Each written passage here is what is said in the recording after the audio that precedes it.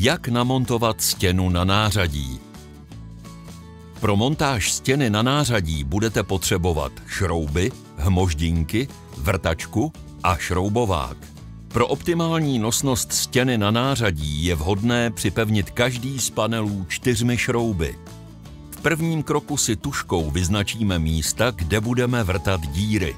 Jednotlivé panely montujeme zprava doleva tak, aby do sebe mohly být zasazeny na pero a drážku. Po vyvrtání panel přišroubujeme a pokračujeme dalším panelem vlevo.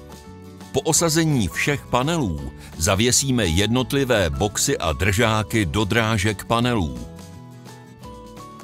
V případě montáže na dřevo nebo OSB desky můžete použít pouze šrouby bez nutnosti vrtání.